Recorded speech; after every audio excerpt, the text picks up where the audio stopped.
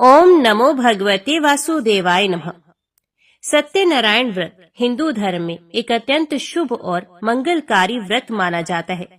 ये व्रत विशेष रूप से पूर्णिमा तिथि को किया जाता है, लेकिन इसे किसी भी शुभ दिन किया जा सकता है।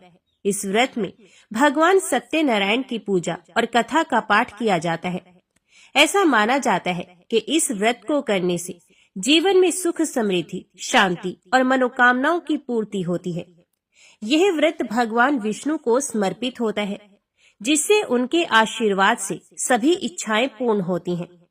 सत्यनारायण व्रत करने से घर में सुख शांति बनी रहती है और आर्थिक समृद्धि आती है। जो भी व्यक्ति इस व्रत को करता है, उसके जीवन की सभी समस्याएं धीरे धीरे समाप्त हो जाती हैं। इस व्रत को करने से व्यक्ति के पूर्व जन्म और इस जन्म के पाप नष्ट होते हैं और उसे मोक्ष की प्राप्ति होती है।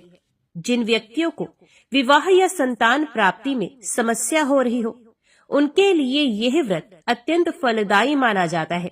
इस व्रत को करने से शारीरिक और मानसिक स्वास्थ्य में सुधार होता है और व्यक्ति निरोगी रहता है। सत्यनारायण व्रत करने से परिवार में आपसी प्रेम और सौहार्द बना रहता है। सत्यनारायण व्रत करने के लिए प्रातः स्नान कर स्वच्छ वस्त्र धारण करें और व्रत का संकल्प लें। पूजा के लिए एक स्वच्छ स्थान पर चौकी रखकर उस पर भगवान सत्यनारायण की मूर्ति या चित्र स्थापित करें। धूप, दीप, फूल, पंचामृत, तुलसी दल और प्रसाद अर्पित करें। सत्यनारायण कथा के 5 अध्यायों को विधि पूर्वक पाठ करें और श्रवण करें। भगवान सत्यनारायण की आरती करें और प्रसाद का वितरण करें। पूजा के बाद ब्राह्मणों को भोजन कराएं और यथासंभव दान करें। पूजा के बाद स्वयं भी प्रसाद ग्रहण करें और व्रत का समापन करें। सत्यनारायण व्रत किसी भी शुभ अवसर पर किया जा सकता है, जैसे कि पूर्णिमा तिथि सबसे शुभ मानी गई है। इसके अलावा अक्षय तृतीया, गुरुवार को, दीपावली में, होली, जन्माष्टमी, नव वर्ष आदि विशेष पर्वों पर या फिर गृह प्रवेश के समय, विवाह के समय, संतान जन्म, व्यापार प्रारंभ करने के लिए, परीक्षा आदि शुभ कार्यों के पहले इस व्रत को करने के विशेष फल प्राप्त होते हैं। पूर्णिमा पर सत्यनारायण भगवान के व्रत का विशेष महत्व है। इस व्रत को करने से व्यक्ति के जीवन में सुख, शांति, समृद्धि और सफलता आती है। जो भी व्यक्ति श्रद्धा और भक्ति भाव से इस व्रत को करता है, उसे भगवान सत्यनारायण की कृपा प्राप्त होती है और उसके सभी कष्ट समाप्त हो जाते हैं। तो अभी सुनते हैं श्री सत्यनारायण भगवान की व्रत कथा। ऋषियों ने सूत जी से पूछा, महामुनि, किस व्रत या तप से अभीष्ट फल की प्राप्ति होती है? हम सुनना चाहते हैं, कृपया बताइए। सूत जी बोले, देवऋषि नारद ने यही बात भगवान कमलाकांत से पूछी थी। उन्होंने जो उसका उत्तर दिया था, उसी को आप सुनिए। एक दिन दूसरों पर अनुग्रह करने वाले योगी नारद जी विविध लोकों में घूमते हुए मृत्यु लोक में आए।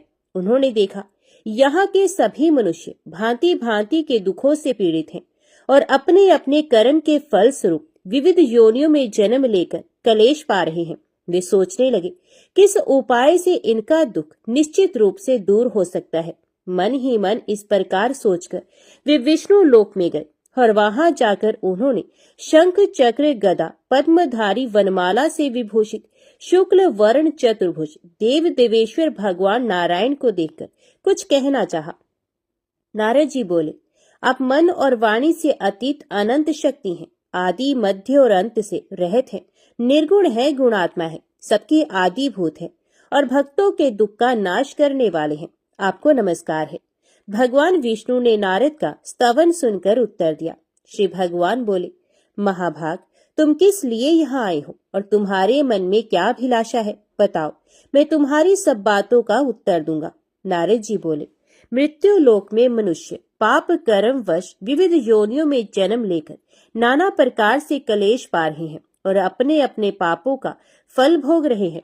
हे नाथ, उनके वे सारे कलेश सहज में ही कैसे दूर हो सकते हैं? यदि मुझ पर आपकी कृपा है तो वह उपाय मुझे बताइए, उसी को सुनने की मेरी इच्छा है। श्री भगवान ने कहा, वत्स, लोगों के प्रति अनुग्रह कामी होकर तुमने बड़ी अच्छी बात पूछी है। जिसके करने से मनुष्य मोह से मुक्त होता है, वह मैं तुमसे कह रहा हूँ, सुनो। एक अत्यंत पवित्र व्रत है जो स्वर्ग या पृथ्वी पर अति दुर्लभ है। मैं स्नेहवश हे विप्र आज उसी को प्रकट कर रहा हूँ। इस व्रत का नाम सत्यनारायण व्रत है। इसको भली भांति विधान पूर्वक बतलाता हूँ। इस व्रत का सम्यक रूप से अनुष्ठान किए जाने पर इस लोक में सुख भोग कर मनुष्य परलोक में मोक्ष को प्राप्त करता है। भगवान की इस बात को सुनकर नारद जी ने फिर कहा, इस व्रत का क्या फल है, इसकी क्या विधि है और किसने ये व्रत किया था तथा कब किया था, ये सब विस्तार पूर्वक बतलाइए। श्री भगवान बोले, इस व्रत से दुख शोकादि का नाश होता है, धन धान्य की वृद्धि होती है और यह व्रत सौभाग्य संतति तथा सर्वत्र विजय प्रदान करता है। मनुष्य भक्ति श्रद्धा के साथ जिस किसी दिन ये व्रत कर सकता है, परंतु सत्यनारायण देव निशामुख अर्थात संध्या के समय पूजे जाने पर संतुष्ट होते हैं। धर्मपरायण मनुष्य ब्राह्मण और बंधु बांधवों के साथ यह व्रत करे, भक्ति के द्वारा भोग लगाए। भोग उत्तम पदार्थों का होना चाहिए। भोग सवा के हिसाब से, जैसे कि सवा छटाक, सवा पाव, सवा सेर आदि होना चाहिए।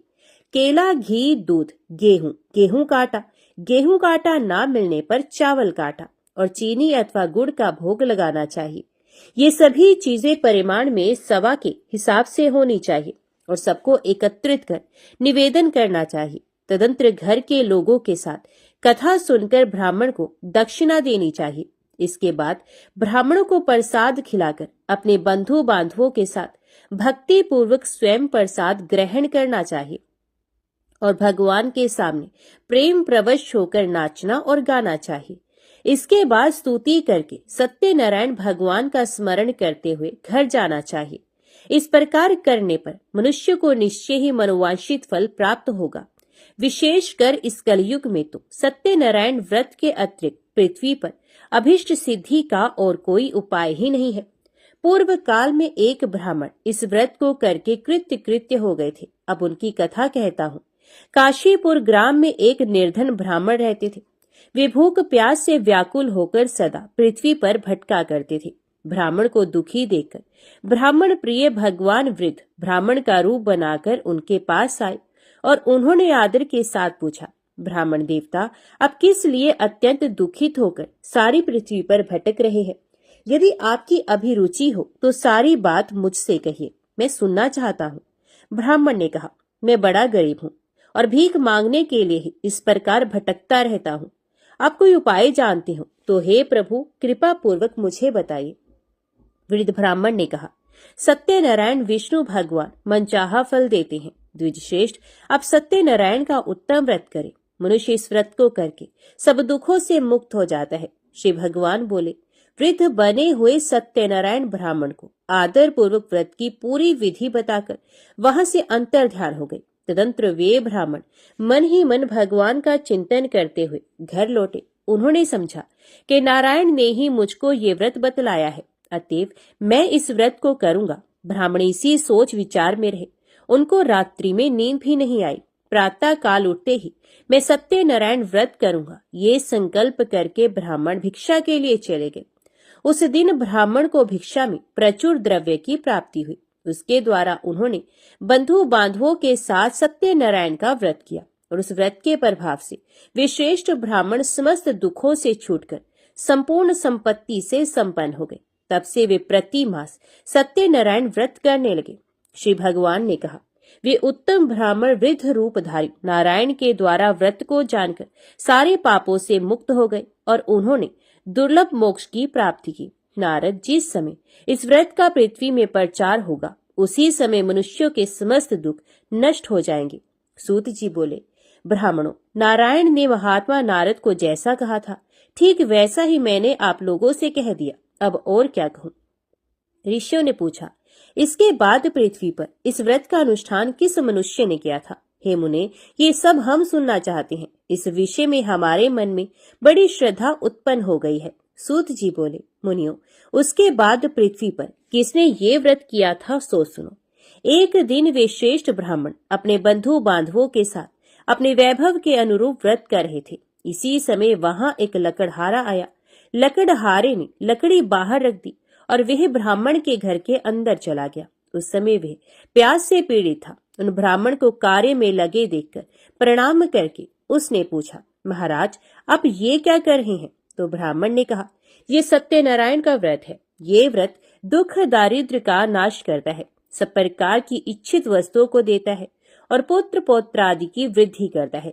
इस व्रत के प्रभाव से ही धन धान्य आदि महान समृद्धि से मेरा घर भर गया है। ब्राह्मणों की इस बात को सुनकर लकड़हारे को बड़ा हर्ष हुआ। वे जल पीकर और प्रसाद लेकर स्थिर मन से सत्यनारायण देव का चिंतन करता हुआ नगर में गया। उसने मन ही मन कहा कि आज लकड़ियों के बेचने पर जो कुछ मिलेगा उसी के द्वारा मैं सत्यदेव का उत्तम व्रत करूंगा। इस प्रकार मन में विचार कर वे लकड़ियों के बोझ को सर पर उठा के नगर में धनियों के रमणीय स्थान में पहुंचा। आज लकड़हारे को लकड़ियों का दूना मूल्य मिला। उसका हृदय प्रसन्न हो गया।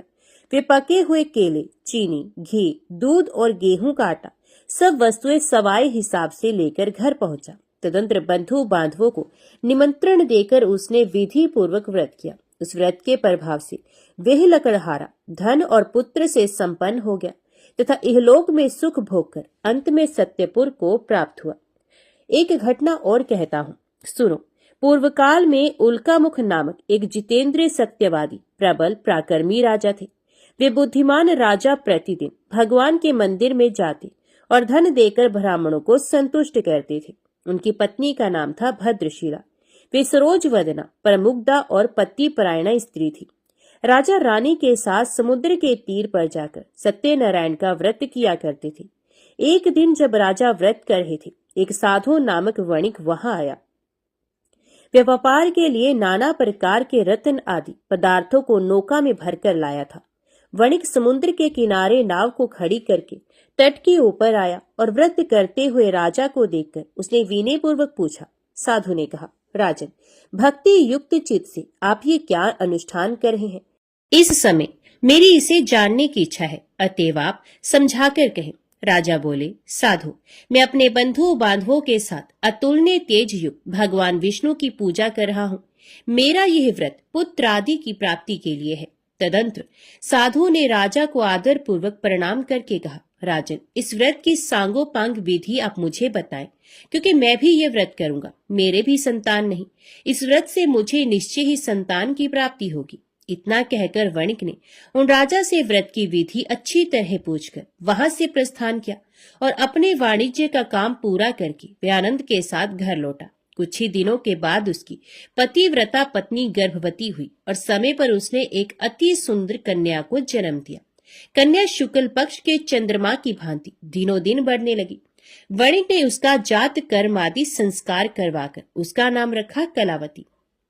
तदंतर वणिक पत्नी लीलावती ने मधुर वचनों में पति से कहा, स्वामी, अपने पूर्व में जो सत्यनारायण व्रत करने की प्रतिज्ञा की थी उसे अब पूरी क्यों नहीं कर रहे हैं? तो साधु ने उत्तर दिया, प्रिय, मैं कलावती के विवाह के समय सत्यनारायण का व्रत करूंगा। पत्नी को इस प्रकार आश्वासन देकर साधु वणिक समुद्र के तट की ओर चला गया। इधर पिता के घर में कलावती बढ़ने लगी। इसके बाद धर्म के जानने वाले पिता ने जब अपनी पुत्री को विवाह के योग्य देखा, तब अपने बंधु बांधवों से परामर्श करके साधु ने वर ढूंढने के लिए दूत को भेजा। दूत साधु का आदेश पाकर कांचन नगर गया और वहां कलावती के योग्य एक उत्तम वर की खोज करके वहां से उस वणिक पुत्र को साथ लेकर लौट आया। साधु वणिक उस सुंदर और सद्गुणी वणिक कुमार को देखकर बड़ा प्रसन्न हुआ और अपनी जाति बंधुओं के साथ मिलकर प्रसन्नता पूर्वक यथा विधि अपनी कन्या को उसको अर्पण कर दिया। दुर्भाग्यवश कलावती के विवाह के समय भी वणिक उस उत्तम व्रत की बात भूल गया। इससे भगवान उस पर रुष्ट हो गए। कुछ दिनों के बाद वह व्यापार में निपुण वणिक अपने श्रीमान जमाता को साथ लेकर व्यापार के लिए बाहर गया और राजा चंद्रकेतु के राज्य में समुद्र के समीप रमणीय रतनसार नगर में जा पहुंचा।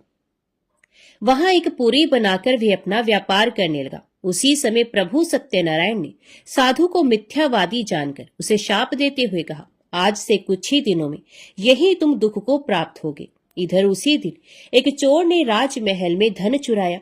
चोर धन को लेकर साधु के मकान के बगल के रास्ते से जा रहा था। उसने घूमकर पीछे की ओर देखा। राजा के दूत उसके पीछे पीछे दौड़ रहे थे। वे डर गया और चुराए हुए धन को वहीं छोड़कर जल्दी से भाग गया। दूतों ने आकर देखा साधु वणिक के घर के पास राजा का धन पड़ा है।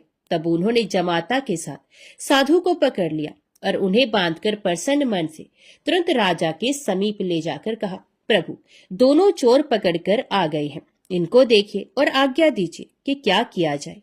तत्पश्चात राजा की आज्ञा से दूतों ने दोनों वणिकों को अच्छी तरह बांधकर बड़े कठिन कारागार में डाल दिया।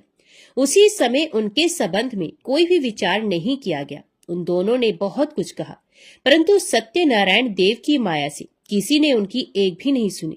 इसके बाद राजा चंद्रकेतु ने उनकी सारी धन संपत्ति छीन ली। इधर सत्यदेव के शाप से घर में लीलावती और कलावती पर भी दुख आ पड़ा। घर में जो भी कुछ था, धन संपत्ति थी, चोरों ने सारी चोरी कर ली। लीलावती मानसिक और शारीरिक व्याधि से तथा भूख प्यास से पीड़ित हो दाने दाने की चिंता में नगर में घर घर भटकने लगी।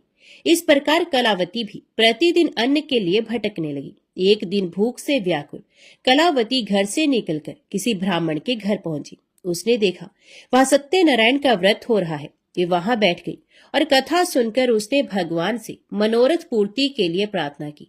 इसके बाद प्रसाद लेकर उसी रात को वे अपने घर लौट आई।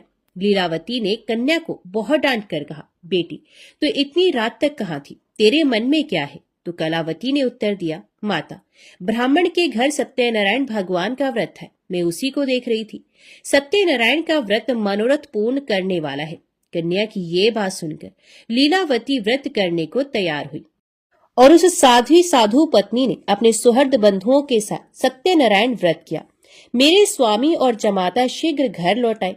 सत्यनारायण देव से उसने बार बार इस वर के लिए प्रार्थना की और कहा, प्रभु, मेरे पति और दामाद का अपराध क्षमा कीजिए। वणिक पत्नी के व्रत से प्रभु सत्यनारायण प्रसन्न हो गए और उन्होंने श्रेष्ठ राजा चंद्रकेतु को स्वप्न में दर्शन देकर कहा, राजन, सवेरा होते ही दोनों वणिकों को छोड़ देना और उनका जो धन छीना है उससे दोगुना उन्हें दे देना, नहीं तो मैं राज्य, धन और पुत्र के साथ तुम्हारा विनाश कर दूंगा। राजा को इतना कहकर प्रभु अंतर ध्यान हो गए। प्रातः काल होते ही राजा सभा में गए और स्वजनों के साथ वहां बैठकर उन्होंने दूतों को आज्ञा दी कि अभी जाकर दोनों बंदी महाजनों को तुरंत कैद से छोड़ दो। राजा की आज्ञा पाकर दूतों ने दोनों महाजनों को मुक्त कर दिया और उन्हें साथ लेकर विनय पूर्वक राजा से कहा, दोनों वणिकों की हथकड़ी बेड़ी खोलकर हम उन्हें यहाँ ले आए हैं। इसी समय उन दोनों के मन में पुरानी बात का स्मरण हुआ और भगवान सत्यनारायण की महिमा को याद करके वे विस्मय और भय से विवल हो गए। उन्होंने राजा चंद्रकेतु को प्रणाम किया। राजा ने भी उनको देखकर आदर पूर्वक कहा, देवात, तुम्हें ये महान कष्ट भोगना पड़ा, अब तुम्हें कोई भय नहीं, तुम मुक्त हो, जाओ शोर करा लो। तदंतर श्रीमान राजा चंद्रकेतु ने सोने और रत्नों से बने हुए गहनों के द्वारा दोनों वणिकों को अलंकृत किया। बड़ी मीठी वाणी से उनको अति सुख पहुंचाया और छीने हुए धन से दोगुना धन देकर उनसे कहा, साधो, अपने घर चले जाओ। साधु ने राजा को प्रणाम करके कहा, आपकी कृपा से मैं घर जाने में समर्थ हो सका हूँ। उस समय साधु ने मंगलाचार करते हुए यात्रा की, ब्राह्मणों को धन का दान किया और अपने नगर की ओर दोनों चले गए। कुछ ही दूर आगे बढ़ने पर प्रभु सत्यनारायण ने दंडी की वेश में आकर उनसे पूछा, बताओ तो तुम्हारी नाव में क्या है? तो महाजन ने प्रमत्त से होकर बड़ी अवहेलना के साथ हंसी उड़ाते हुए कहा, दंडी, क्यों पूछ रहे हो? तुम्हें रुपए चाहिए क्या? मेरी नाव में तो लता पत्र भरे हैं। दंडी के वेश में आए हुए भगवान सत्यनारायण ने साधु के निष्ठुर वचन सुनकर कहा, तुम्हारे वचन सत्य हों। और ये कहकर वे तुरंत वहां से चले गए। दंडी के कुछ दूर चले जाने पर साधु भी समुद्र के किनारे पहुंचा और नित्य क्रियादि करके नाव पर गया तो देखा नाव में लता पत्र भरे पड़े हैं। ये देखकर उसे बड़ा विस्मय हुआ और वे मूर्छित होकर पृथ्वी पर गिर पड़ा। थोड़ी देर के बाद चेत होने पर वे बड़ी चिंता में डूब गया। श्वशुर की ये दशा देखकर जमाता ने उनसे कहा, आप किस लिए शोक कर रहे हैं? ये सब दंडी के शाप का फल है। वे सब कुछ करने में समर्थ है, वे ही हरता वे ही करता है, इसमें कोई संदेह नहीं। हम लोग उन्हीं की शरण ले तो हमारा मनोरथ पूर्ण हो जाएगा। जमाता की ये बात सुनकर साधु दौड़कर दंडी के पास पहुंचा और उनके दर्शन करके भक्ति पूर्वक नमस्कार कर उनसे बोला, मैं बड़ा दुरात्मा हूँ, आपकी माया से मुग्ध होकर मैंने जो कुछ कह दिया है उसके लिए क्षमा करें। मैंने आपके सामने दुष्ट वाक्यों का प्रयोग किया है। हे नाथ, मुझे इसके लिए क्षमा करें। क्षमा ही साधुओं का धन है। साधु तो दूसरों के उपकार करने में ही लगे रहते हैं। यो कहकर शोक विकल वणिक बार बार प्रणाम करने लगा और रोने लगा। साधु वणिक को विलाप करते देखकर दंडी ने कहा, रो मत, मेरी बात सुनो। दुर्मते, तुम मेरे अपमान करके मेरी पूजा से विमुख हो गए थे। उसी के फल स्वरूप बार बार दुख को प्राप्त होते हो। भगवान की इस प्रकार के वचनों को सुनकर साधु ने भगवान की स्तुति की। साधु बोला, प्रभु, ब्रह्मादि स्वर्गवासी देवता आपकी माया से मोहित होकर आपके आश्चर्यमय रूप और गुणों को नहीं जान पाते। मैं भी आपकी माया से मुग्ध हूँ, अतएव आपको कैसे जान सकूंगा। आप प्रसन्न हो, मैं अपने वैभव के अनुसार आपकी पूजा करूंगा। मैं आपके शरणागत हूँ, मुझे पुत्र और वित्त दीजिए, मेरी रक्षा कीजिए। साधु के इस प्रकार के भक्ति युक्त वचनों को सुनकर भगवान जनार्दन परितुष्ट हो गए और साधु को मनचाहा वर देकर वहीं अंतर्ध्यान हो गए। तदंतर साधु ने नाव पर चढ़कर देखा, नाव रत्न आदि से भरी है। सत्यदेव की दया से मुझे वांछित फल मिल गया। यो कहकर साधु ने अपने मित्रों के साथ विधिवत सत्यनारायण की पूजा की और बड़े हर्ष के साथ यात्रा आरंभ की। नौका बड़े वेग से चलने लगी। दोनों अपने देश में आ पहुंचे। साधु ने जमाता से कहा, वत्स, वह देखो, मेरी पुरी दिखाई दे रही है। तत्पश्चात साधु ने अपने धन के रखवाले दूत को नगर में भेजा। दूत ने साधु की पत्नी लीलावती के समीप जाकर हाथ जोड़कर प्रणाम करते हुए कहा, आपके पतिदेव नाना प्रकार के धन रत्नों के साथ अपने जामाता और सुहृद मित्रों से घिरे हुए आ रहे हैं। साध्वी वणिक पत्नी दूत के मुख से स्वामी और जमाता के आने का समाचार सुनकर बड़ी हर्षित हुई और सत्यदेव की पूजा करके उसने अपनी लड़की से कहा, मैं पति की अगुवानी के लिए जाऊंगी, तुम भी तुरंत मेरे साथ चलो। माता की बात सुनकर कलावती ने सत्यनारायण का व्रत किया, परंतु प्रसाद लिए बिना ही वे पति के सामने चले गए। इससे सत्यनारायण देव रुष्ट हो गए। धन रतन और जवाई को लेकर नौका जल में अदृश्य हो गई। कलावती ने जब पति को नहीं देखा तब वह शोक से अत्यंत व्याकुल होकर रोती हुई जमीन पर गिर पड़ी। अपने पति और नाव के ना दिखने से अत्यंत शोकातुर थी। कन्या की इस दशा को देखकर साधु बहुत डर गया। उसने सोचा, ये क्या आश्चर्य हो गया। नाव खेने वाले भी बड़ी चिंता लेने लगे। ये सब देखकर पतिव्रता लीलावती अत्यंत दुख से विवल होकर विलाप करती हुई स्वामी से बोली, मैंने अभी अभी ज्वाई को देखा था। क्षण मात्र में ही नौका के साथ जमाता अदृश्य हो गए। अब वे कहीं नहीं दिख रहे। पता नहीं किस देवता ने उन्हें इस प्रकार हरण कर लिया। आप क्या भगवान सत्यदेव के प्रभाव को नहीं जानते। लीलावती इस प्रकार कहकर विलाप करने लगी। उसी के साथ सारे बंधु बांधव भी रोने लगे। लीलावती अपनी कन्या को गोद में लेकर रुदन करने लगी। कन्या कलावती ने स्वामी को डूबा हुआ जानकर दुखित हृदय से पति की पादुका को लेकर सती होने का निश्चय किया। धर्म को जानने वाला साधु वणिक कन्या की ये स्थिति देखकर अपनी पत्नी के साथ शोक से अत्यंत व्याकुल हो उठा और उसने मन ही मन सोचा, निश्चय ही सत्यदेव की माया के द्वारा ही मेरे जामाता हरे गए हैं। अपने वैभव के अनुसार भगवान सत्यनारायण की पूजा करूंगा। साधु ने वहां सब लोगों को बुलाकर ये बात कही और अपना मनोरथ व्यक्त करते हुए पृथ्वी पर दंड की भांति पड़कर वह बार बार भगवान सत्यदेव को प्रणाम करने लगा। इससे सत्यदेव प्रसन्न हो गए। उन्होंने आकाश से ही साधु के प्रति कहा, साधु, तुम्हारी कन्या मेरे भोग का तिरस्कार करके पति को देखने के लिए आ गई, इसलिए इसका पति अदृश्य हो गया। अब वे घर जाए, प्रसाद लेकर लौट कर आए, तब अवश्य उसे स्वामी का सुख प्राप्त होगा, इसमें कोई संदेह नहीं। वणिक नंदनी कलावती ने गंगन मंडल में ये प्राण दान करने वाली वाणी सुनी और सुनकर तुरंत ही वे घर चले गए। वहां जाकर उसने प्रसाद लिया। तदंतर वे जब लौट कर आई तब अपने पति को, नाव को और समस्त बंधुओं को देखकर अत्यंत सुखी हुई। उसने पिता से कहा, पिताजी आइए हम लोग घर चले, अब देर क्यों कर रहे हैं। कन्या की इस बात को सुनकर वणिक प्रसन्न हो गया और विधि विधान के साथ भगवान सत्यनारायण की पूजा करके धन रतन और बंधुओं के साथ वे अपने घर पहुंचा। तदंतर प्रत्येक संक्रांति और पूर्णिमा को यथा विधि सत्यनारायण की पूजा करता हुआ वे इस लोक में सुखी होकर अंत में सत्यपुर को प्राप्त हो गया। सूत जी बोले, श्रेष्ठ मुनियों, एक उपाख्यान और सुने। पूर्व काल में वंशध्वज नामक एक प्रजा पालन में तत्पर राजा थे। उन्होंने सत्यदेव के प्रसाद का परित्याग किया था, इसलिए वे दुख को प्राप्त हुए। एक दिन राजा ने वन में जाकर विविध प्रकार के मृगों का शिकार किया। फिर जब विश्राम के लिए वे बरगद के वृक्ष के नीचे आए, तब उन्होंने देखा ग्वाले लोग बड़े संतुष्ट मन से मित्रों को साथ लेकर भक्तिपूर्वक भगवान सत्यनारायण देव की पूजा कर रहे हैं।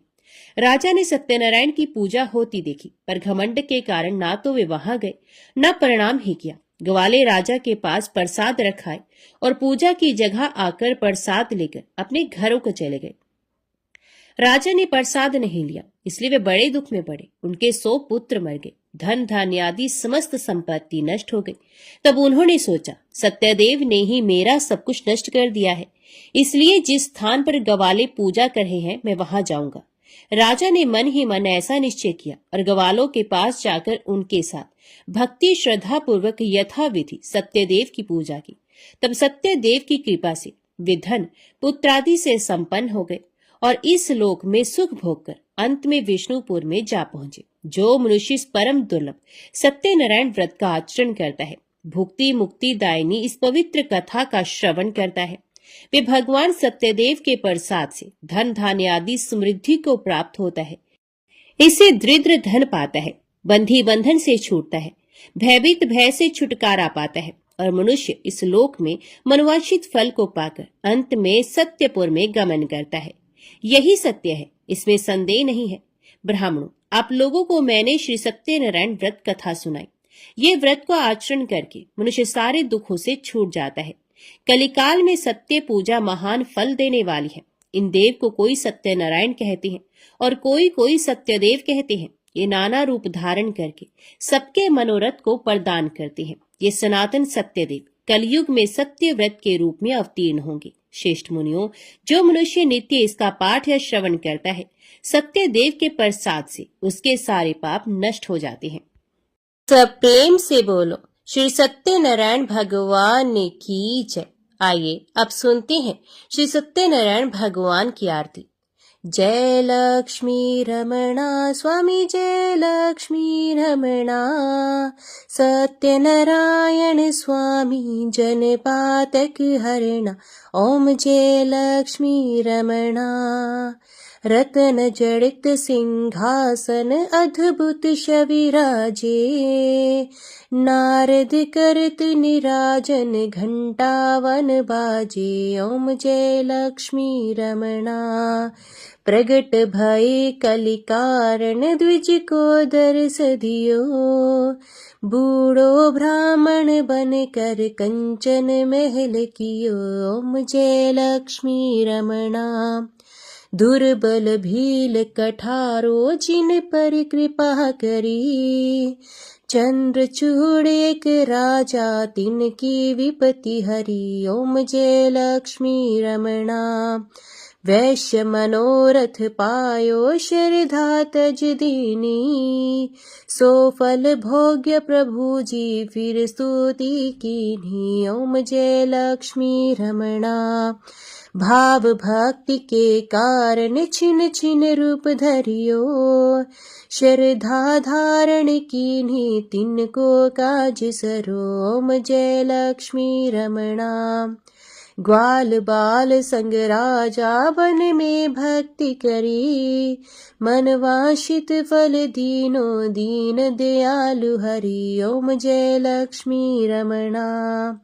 चढ़त प्रसाद सवायो कदली फल मेवा, धूप दीप तुलसी से राची सतदेवा। ओम जय लक्ष्मी रमणा। सत्यनारायण जी की आरती जो कोई नर गावे, तन मन सुख संपत्ति मन वांछित फल पावे। ओम जय लक्ष्मी रमणा। ओम जय लक्ष्मी रमणा स्वामी, जय लक्ष्मी रमणा। सत्यनारायण स्वामी जन पातक हरणा। ओम जय लक्ष्मी रमणा। बोल सत्यनारायण भगवान की जय। आज की वीडियो में इतना ही।